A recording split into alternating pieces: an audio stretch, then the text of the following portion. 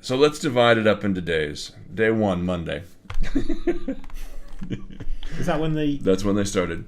Mrs. Trump's speech? Yes, but we'll get to her in a second. Okay. We have to start. With the morning session, which was the Rules Committee. Right. The Colorado delegation walked out. There were other delegates that were very upset.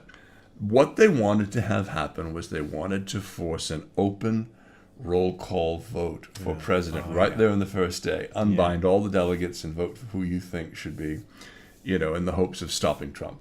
It was the last gasp of the Stop Trump unit. Well, there's a rule in the Rules Committee that says if 7 states bring a petition for an open roll call vote, it had to be debated and considered and happen. 9 states brought it. The chair ignored them and then disappeared.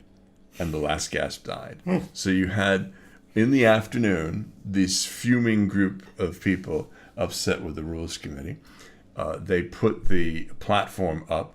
It was approved on a voice vote. We can clearly hear everybody going, "No!" In the opinion of the chair, the ayes have it. It was a real bad taste and start. So where did that chairman go? Do we know? He just disappeared. Oh, Priebus? Yeah. Priebus disappeared. Reince Priebus disappeared. left. Well, it wasn't him, actually. There was the convention chair for the day just got up and walked away. Okay. So there was no one to appeal to. There was no one to bring any motions to. And they're saying that this was, and it probably was, a very considered move by the Republican Party to stop it. Yeah, but I mean, how do they defend that, given that it was 7 states that have to, And 9 did. and 9 brought it? So how do they defend that? They defend it by just ignoring it. Political parties are not democracies. Political parties have but one goal: to preserve and protect the political party. Although in the case of the Republicans, I'm not sure what their role is moving in. Well, they'd be open to, in this country anyway, open to a kind of legal challenge on that.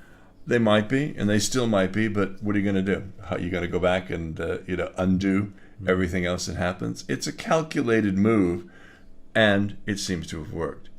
I mean, and then the fireworks continued because the whole theme of the day was make America safe again. And in the course of their actually doing their talks that night, they ridiculed Black Lives Matter. They kept bringing up this thing called Blue Lives Matter because of the number of police that had been killed.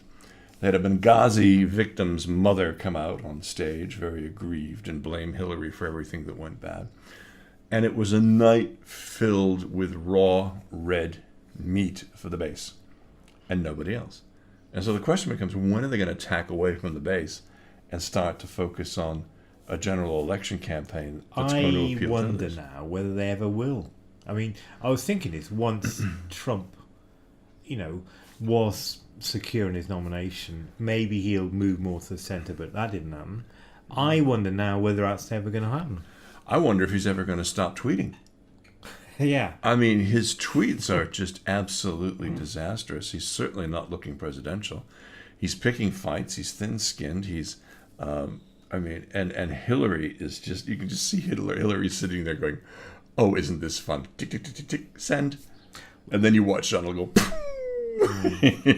But my reading of it is, and watching the coverage of the convention, it's almost as though, they speak to reasonable Republicans, and they sort of say, yes, we endorse Trump, but I'm sure it'll be different when he's president. I don't think it would be. That seems to be the way That's what's terrifying about this whole thing. We support him, but it won't be like this. That's what they're thinking. They're thinking they're going to be able to control him, and they're not going to be able to control him. I mean, yesterday we had a whole scandal with him saying that the U.S. under his presidency would not automatically support the other 28 members of NATO in the event one is attacked. So, I mean, and he's been praising Putin. He's dangerous. He's absolutely freaking dangerous.